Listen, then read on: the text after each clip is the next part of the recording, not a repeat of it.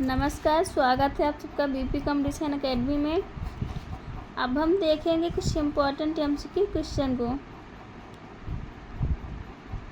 चलिए हम अपना पहला क्वेश्चन देख लेते हैं।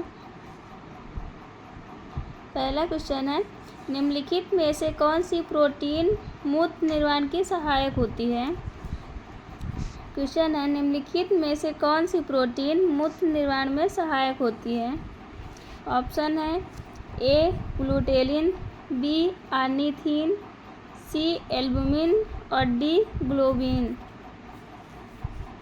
आपका जवाब होगा ऑप्शन सी एल्बुमिन।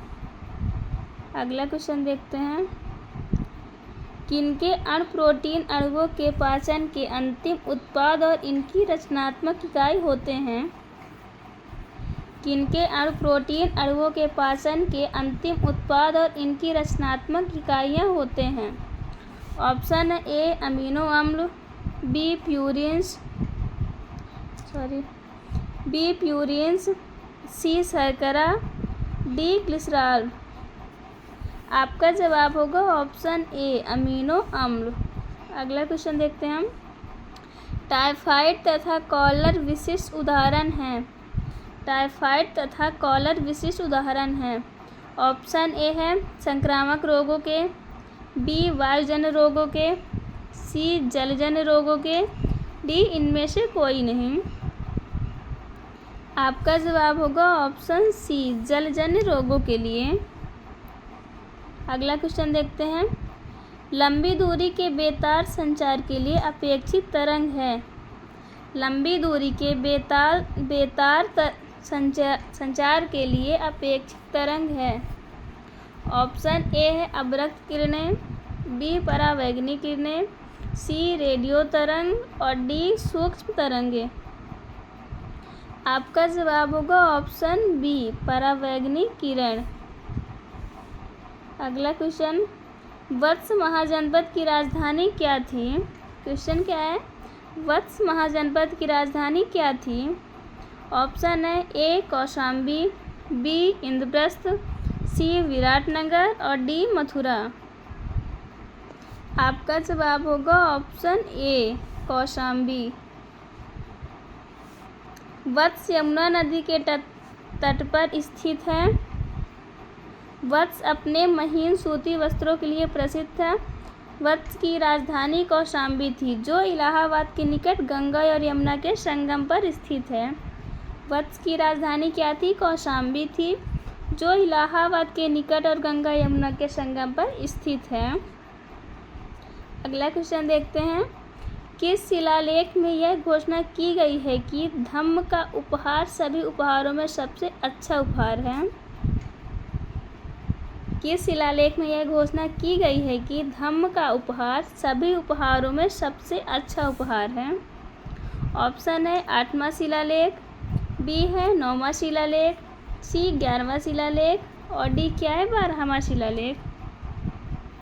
आपका जवाब होगा ऑप्शन सी 11वां शिलालेख।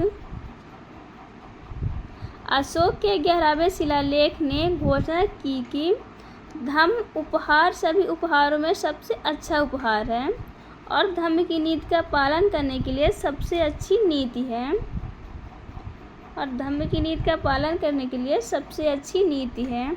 अगला क्वेश्चन देखते हैं, भीतरी स्तंभ शिलालेख में निम्नलिखित में से किस राजा का उल्लेख किया गया है। भीतरी स्तंभ शिलालेख जो है, इसमें किस राजा का उल्लेख किया गया है।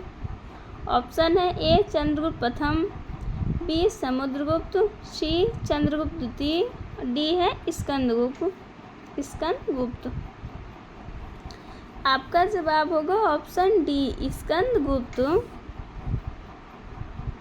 भीतरी स्तंभ शिलालेख गुप्त साम्राज्य के शासक स्कंदगुप्त के शासनकाल का है। भीतरी स्तंभ शिलालेख जो है वो गुप्त साम्राज्य के शासक स्कंदगुप्त के शासनकाल का है। भीतरी स्तंभ शिलालेख में स्कंदगुप्त को एक ऐसे व्यक्ति के रूप में उल्लेखित किया गया है जिसने पृथ्वी को अपने वश में कर लिया और विजित लोगों के प्रति दयालु हो गया।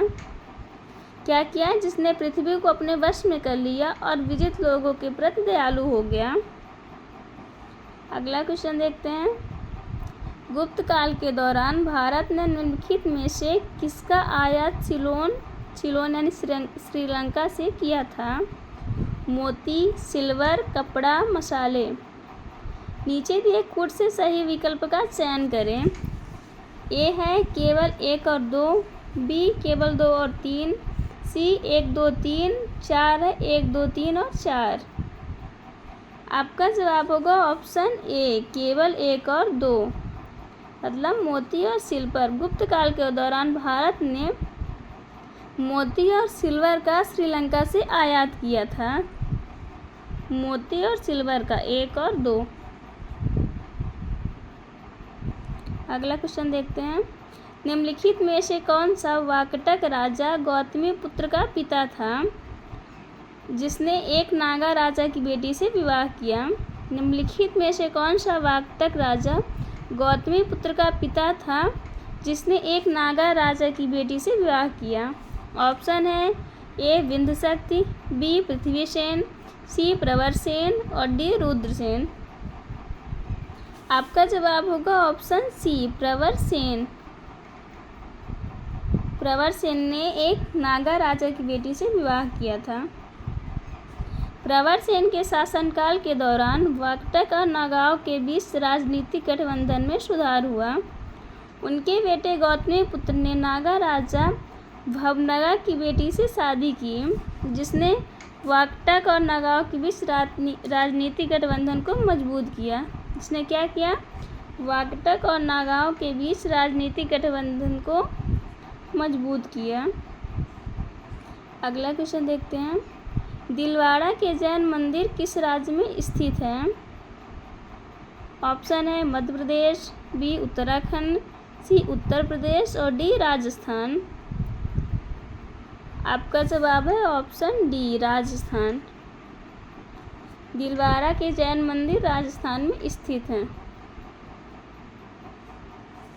अगला क्वेश्चन देखते हैं। पीतल किसकी मौजूदगी में निरंतर रहे से वायु में रंगहीन हो जाता है? पीतल किसकी मौजूदगी में निरंतर रहने से वायु में रंगीन हो जाता है? ऑप्शन ए है aluminium phosphide, B hydrogen sulphide, C हाइड्रोजनित वेफर, डी है एल्युमिनियम सल्फाइड। आपका जवाब है ऑप्शन बी हाइड्रोजन सल्फाइड। अगला क्वेश्चन देखते हैं। इनमें से विषम कौन सा है? संगमरमर, चौक, चूना, बुझा चूना। आपका जवाब होगा ऑप्शन डी बुझा चूना। साबुन बनाने में निहित प्रक्रिया है जल अपघटन, साबुनीकरण, द्रवण, बहुलकीकरण। आपका जवाब होगा ऑप्शन बी साबुनीकरण। अगला क्वेश्चन देखते हैं। निम्नलिखित में से कौन उन गांवों के नाम को संदर्भित करता है जो सैनिकों की आपूर्ति करते हैं? ऑप्शन है ए कुप्या, बी परिहारक, सी नगारा, डी अयोध्या। आपका जवाब होगा ऑप्शन डी अयोध्या।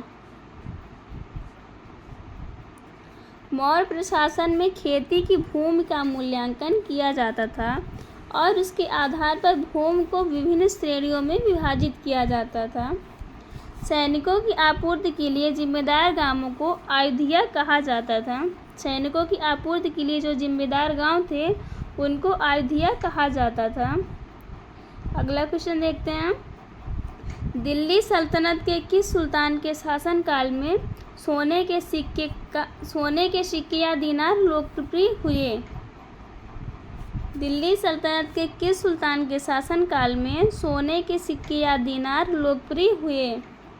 ऑप्शन है ए जलालुद्दीन खिलजी, बी अलाउद्दीन खिलजी, सी औरंगजेब और डी है फिरोज शाह तुगलक।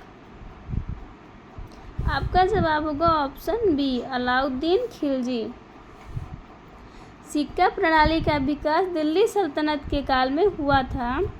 अलाउद्दीन खिलजी के शासनकाल के दौरान सोने के सिक्के या दीनार उनकी दक्षिण भारतीय विजय के बाद लोकप्रिय हुए। तांबे के सिक्के संख्या में कम थे और पुराने थे। अगला क्वेश्चन देखते हैं। दिल्ली सल्तनत द्वारा गैर मुसलमानों से वसूले जाने वाले भूमि कर का नाम क्या था? ऑप्शन ए जजिया, खम्स, खराज या ज़कात। दिल्ली सल्तनत द्वारा गैर मुसलमानों से वसूले जाने वाले कर का नाम क्या था? जजिया, खम्स, खराज या ज़कात। आपका जवाब होगा ऑप्शन सी, खराज। दिल्ली सल्तनत के तहत खराज एक संपत्ति कर था जो गैर मुसलमानों पर लागू होता था और उत्पादों 1/3 से 1/2 तक होता था। जो गैर मुसलमानों पर लागू होता था और उत्पादों के 1/3 1/2 का होता था, मतलब 1/3 और आधा। अगला क्वेश्चन देखते हैं। मध्यकालीन राजा ललितादित्य मुक्तापिता निम्नलिखित में से किस क्षेत्र से संबंधित थे? मध्यकालीन राजा ललितादित्य और मुक्तापिता निम्नलिखित में से किस क्षेत्र से संबंधित थे? Option A Bundelkhand, B Kashmir, C Sindh, D Gujarat. आपका जवाब होगा ऑप्शन बी, कश्मीर। अगला क्वेश्चन देखते हैं। लॉर्ड हेस्टिंग्स और लॉर्ड एमहर्ट के बीच के अंतराल के दौरान निम्नलिखित में से किसने शासक के रूप में कार्य किया? लॉर्ड हेस्टिंग्स और लॉर्ड एमहर्ट के बीच अंतराल के दौरान निम्नलिखित में से किसने शासक के रूप में कार्य किया? ऑप्शन ए है John Adams, B Paul O Sullivan, C John McPherson और डी है जॉन सॉर। आपका जवाब होगा option A, John Adams. John Adams ने वर्ष 1823 में लॉर्ड हेस्टिंग्स और लॉर्ड एमहर्ट के बीच के अंतराल के दौरान एक शासक के रूप में कार्य किया। उन्होंने 7 महीने तक शासन किया और वे कलकत्ता परिषद के वरिष्ठ सदस्य थे। किसके? कलकत्ता परिषद के वरिष्ठ सदस्य थे। कौन? John Adams. अगला क्वेश्चन देखते हैं। निम्नलिखित में से कौन सा अधिनियम अराजक और क्रांतिकारी अपराध अधिनियम 1919 के रूप में जाना जाता था? क्वेश्चन है, निम्नलिखित में से कौन सा अधिनियम अराजक और क्रांतिकारी अपराध अधिनियम 1919 के रूप में जाना जाता था? ऑप्शन है ए भारतीय शस्त्र अधिनियम, B Pitt's India Act, C Ilbert Bill, D है रॉलेट एक्ट। आपका जवाब होगा option D, Rowlatt act.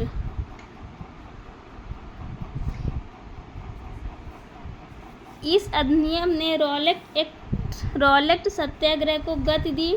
Gandhi ji ने इसे एक काला अधिनियम कहा और इसने बंदी प्रत्यक्षीकरण को छीन लिया, जो इंग्लैंड में नागरिक स्वतंत्रता का आधार बनता है।